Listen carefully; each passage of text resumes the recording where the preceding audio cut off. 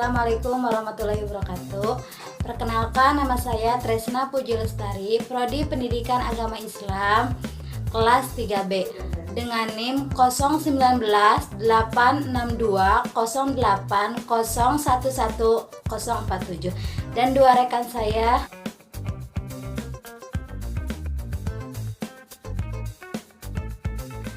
Baik, saya di sini sebagai pemateri pertama akan menjelaskan tentang teori humanistik. Apa itu humanistik?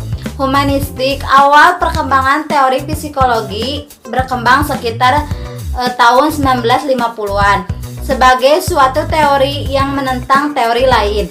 Teori humanistik dipandang sebagai kekuatan alternatif ketiga dari kekuatan kedua teori sepanjang sejarah.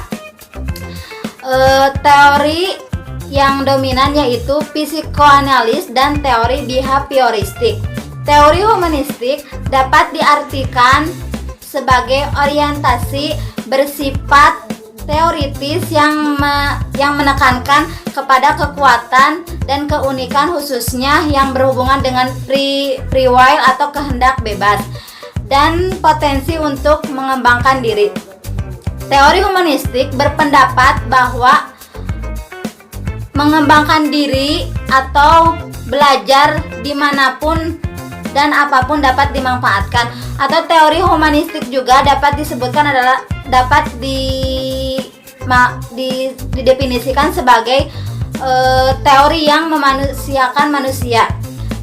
Kenapa bisa disebut seperti itu? Karena teori humanistik dapat lebih membuat siswa belajar untuk melakukan inovasi dalam belajarnya. Terus berikut adalah tokoh-tokoh teori humanistik. Para ahli humanistik tidak mempunyai keyakinan bahwa manusia bisa mempelajari sesuatu dengan melakukan penelitian seperti penelitian terhadap bintang. Para ahli humanistik meyakini bahwa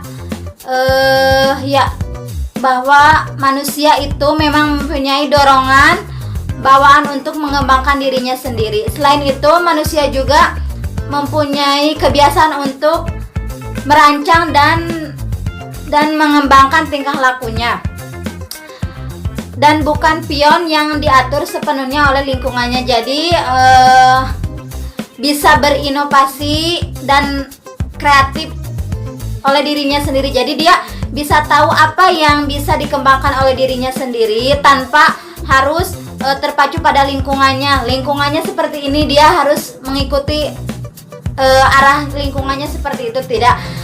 Teori ini bisa lebih membuat siswa itu sendiri berinovasi.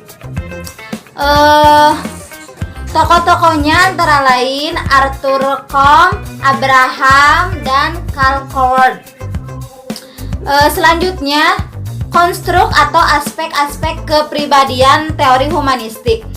Organisme yaitu makhluk fisik dengan semua fungsi-fungsinya, baik fisik maupun psikis. Organisme juga merupakan lokus atau tempat. Semua pengalaman ini merupakan persepsi seseorang tentang peristiwa yang terjadi dalam diri sendiri dan juga dunia luarnya. Jadi teori humanistik mengajarkan siswa untuk mempunyai tempat atau pengalaman peristiwa yang terjadi di dalam dirinya sendiri ataupun di dunia luarnya atau lingkungannya. Yang kedua adalah self, merupakan konstruk utama dalam teori ini. Dalam teori kepribadian Roger yang dewasa ini dengan konsep yang dimaksud Roger dalam konsep diri adalah dia bisa mengkonsep dirinya dan dia juga tahu apa tujuannya. Contohnya dia memiliki tujuan belajar seperti ini, tujuannya kemana, seperti itu. Dan yang terakhir adalah dinamika kepribadian. Roger meyakini bahwa manusia memotivasi atau dimotivasi oleh kecenderungan atau kebutuhan untuk mengaktualisasikan, memelihara dan meningkatkan dirinya, seperti kebutuhan yang bersifat bawaan sebagai kebutuhan dasar jiwa manusia, yaitu yang meliputi fisik dan psikis. Demikian presentasi dari materi pertama, semoga bermanfaat dan mohon maaf apabila banyak kekurangan. Wassalamualaikum warahmatullahi wabarakatuh. Bismillahirrahmanirrahim. Assalamualaikum warahmatullahi wabarakatuh. Saya Dede Saadah, kelas PAI 3B. Di sini saya akan melanjutkan pemaparan materi dari rekan saya, yaitu Tata Resna. Di sini saya akan memaparkan materi tentang fase perkembangan kepribadian. Yang pertama, fase ini dimulai sejak usia 1 hingga 2 tahun, saat anak mulai mengenal dirinya sendiri. Yang kedua, fase ini merupakan fase yang sangat efektif dalam membentuk dan mengembangkan bakat-bakat. Dan yang ketiga, fase ini adalah fase perkembangan kepribadian seseorang, merupakan terakhir yang ditandai dengan semakin stabilnya perilaku yang khas orang tersebut.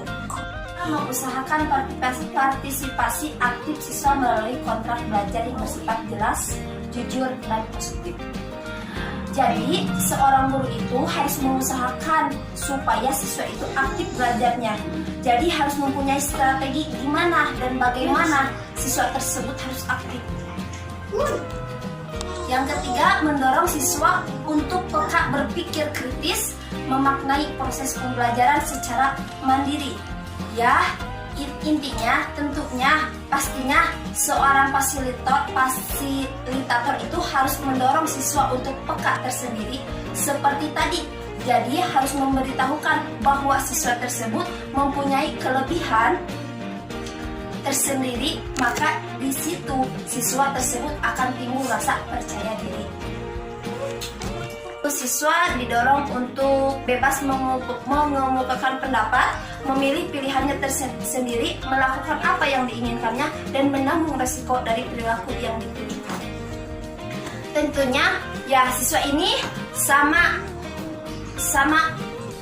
kita harus didorong supaya dia untuk itu mengembangkan pendapat sendiri, biar dia bisa bicara untuk latihan untuk bicara di depan umum. Poin kelima yaitu guru menerima siswa apa adanya, berusaha memahami jalan pikiran siswa. Jadi guru itu tidak boleh pilih kasih sama siswa, dia mah pintar, dia mah kurang pintar. Nah, itu kan tidak boleh dilakukan oleh seorang guru. Harus bisa meratakan, harus bisa memahami jalan pikirnya siswa masing-masing tersebut, karena siswa itu berbeda-beda pendapat. Jadi harus bisa merangkul semua siswa yang berbeda-beda pendapat. Intinya, fasilitator itu harus membantu dan memperjelas tujuan-tujuan perorangan di dalam kelas dan juga tujuan-tujuan kelompok yang bersifat umum. Fasilitator itu harus mempercayai adanya keinginan dari masing-masing siswa untuk melaksanakan tujuan-tujuan yang bermakna bagi dirinya sebagai kekuatan pendorong yang tersembunyi di dalam belajar dan yang bermakna tadi. Mungkin hanya itu pemaparan dari saya. Mohon maaf bila banyak kesalahan. Assalamualaikum warahmatullahi wabarakatuh. Selanjutnya saya akan melanjutkan materi tentang perbandingan teori behavioristik dan humanistik. Teori behaviori memiliki tujuan adanya perubahan tingkah laku peserta didik, menerapkan pada mata pelajaran, membutuhkan praktek dan pembicaraan yang mengandung unsur-unsur seperti kecepatan. Dan teori ini merupakan perubahan tingkah laku sebagai akibat adanya interaksi. Sedangkan teori humanistik adalah belajar untuk memanusiakan manusia, menerapkan materi-materi yang bersifat pembentukan dan memiliki tujuan merujuk pada ruh atau spirit selama proses pembelajaran yang mewarnai berbagai metode-metode belajar. Mulanya, teori humanistik merupakan teori belajar yang memanusiakan manusia. Berbagai aplikasi belajar yang bisa didapat dalam menggunakan metode pembelajaran secara humanistik. Memanusiakan manusia itu artinya bisa lebih memotivasi apa yang manusia itu butuhkan dan memiliki tujuan dalam proses belajar aktif siswa dan mengedepankan proses demokratis, partisipatif, dialogis, dan humanis. Dan yang terpenting bisa menghargai peran aktif peserta didik. Sekian dari kelompok kami. Terima kasih atas perhatiannya. Wassalamualaikum warahmatullahi wabarakatuh.